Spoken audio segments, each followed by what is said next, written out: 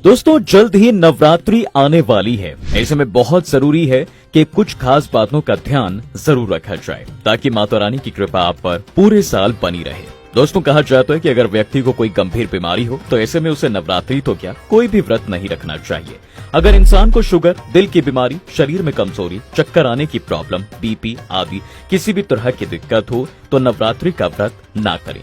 इससे आपकी तबीयत बिगड़ सकती है। बता दें कि माँ दुर्गा भी ऐसी पूजा को स्वीकार नहीं करती क्योंकि अपने भक्तों को कष्ट में कोई माँ नहीं देख पाती। इसलिए बेहतर होगा कि ऐसी किसी भी गंभीर स्थिति में व्रत ना रखें। और हाँ, गर्भवती महिलाओं को भी व्रत नहीं रखना चाहिए क्योंकि उनके अंदर एक नया जीवन पल रहा होता है और उसके लिए खाली पेट रहना जानलेवा हो सकता है। इतना ही नहीं, कहा यह भी जाता है कि अगर आप किसी भी व्रत को दिखावे के तौर पर अपनाते हैं तो शास्त्रों के अनुसार ऐसे लोग घोर पाप के हिस्सेदार बनते हैं। जी हाँ, ऐसा करने से आप देवताओं का मजाक ही नहीं उड़ाते बल्कि अपने जीवन में अधर्म का मार्ग भी अपना लेते हैं, जिसके परिणाम स्वरूप आपको कई मुसीबतों का सामना करना पड़ सकता है। माता दुर्गा ऐसे लोगों से कभी प्रसन्न नहीं होती बल्कि ऐसे लोगों को तो माँ के क्रोध का सामना करना पड़ता है, जिसके चलते उनकी जिंदगी में परेशानियां बढ़ने लगती हैं। इसलिए भगवान को प्रसन्न करने के लिए दिखावा करने की भूल बिल्कुल न करें बल्कि जो भी करना है सच्चे दिल से करें। इसके साथ ही जिस भी महिला या पुरुष को बार बार गाली देने की आदत हो उनके भी व्रत रखने का कोई लाभ नहीं होता क्योंकि किसी को अपशब्द बोलकर उसका अपमान करके अगर आप माता रानी की पूजा अर्चना करते हैं तो आपकी वो पूजा माता स्वीकार ही नहीं करती।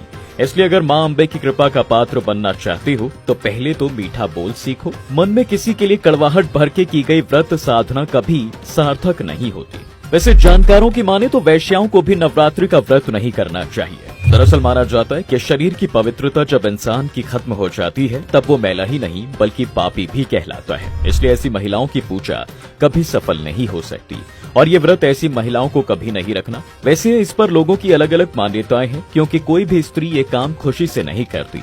कई महिलाओं को अपना पेट पालने के लिए या फिर किसी मजबूरी के चलते ही ये सब करना पड़ता है। वहीं तलाकशुदा महिलाओं के बारे में भी ये कहा जाता है कि लोगों का कहना है कि तलाकशुदा महिलाएं या फिर पुरुषों को नवरात्रि का व्रत नहीं रखना चाहिए क्योंकि माता रानी टूटे हुए जोड़े को स्वीकार कभी नहीं करती हैं क्योंकि शादी जीवन भर का बंधन होता है। टूटे हुए जोड़े का व्रत रखना, पूजा पाठ करना शुभ नहीं माना जाता। पर इसके भी कई पहलू हैं। कुछ लोग स्वार्थ के लिए ऐसा करते हैं तो कुछ लोग मजबूरी में आकर। कई पति पत्नी के रिश्ते उस मोड़ पर आ जाते हैं जहां दोनों का तलाक लेना ही सही रहता है। वैसे आपको बता दें, हमारे शास्त्रों में तलाक जैसा कुछ है ही नहीं और ये ना तो हिंदी का शब्द है और ना ही संस्कृत का।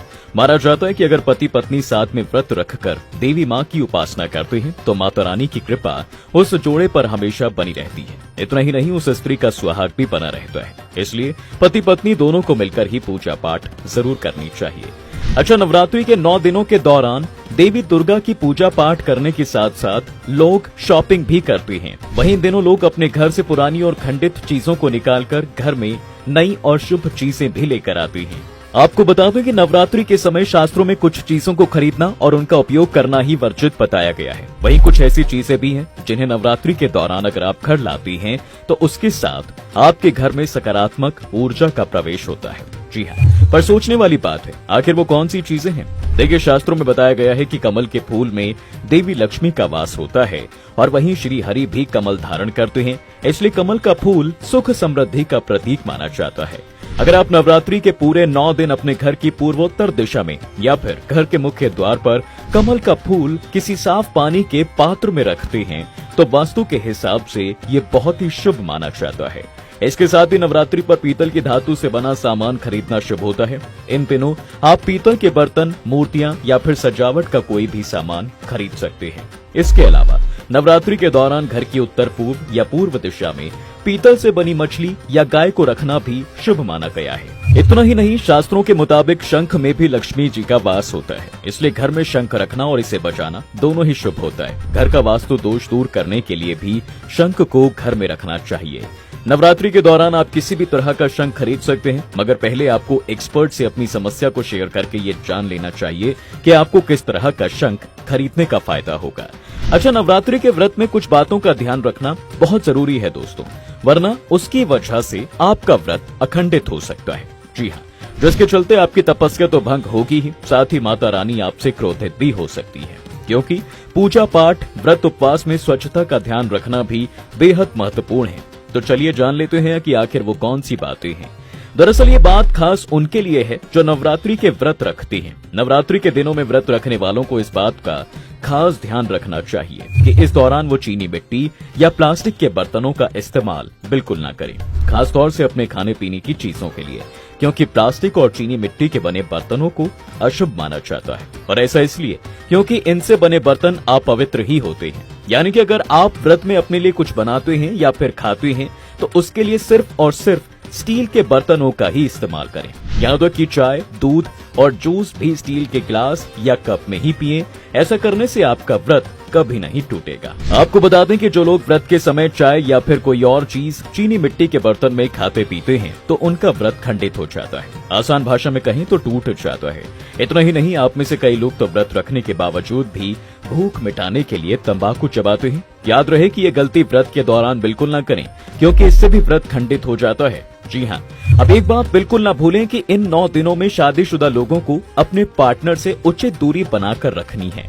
यानी कि दोनों को एक दूसरे के पास जाने से बचना है, खुद में संयम बनाकर रखना है, वरना इस दौरान पास आने से भी व्रत को खंडित माना जाता है। और आपको बता दें कि व्रत न रखने से ज्यादा अशुभ होता है उसका बीच में टूट जाना।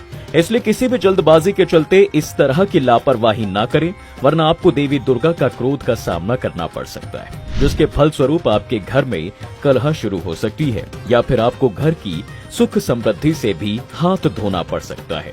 वैसे इसके अलावा कुछ और बातों का ध्यान रखना भी बहुत जरूरी है, क्योंकि ये 9 दिन इतने खास होते हैं कि अगर आप इसमें छोटी छोटी बातों का ध्यान रखकर माता रानी को प्रसन्न कर लेते हैं तो आपकी तरक्की होने से आपको कोई नहीं रोक सकता।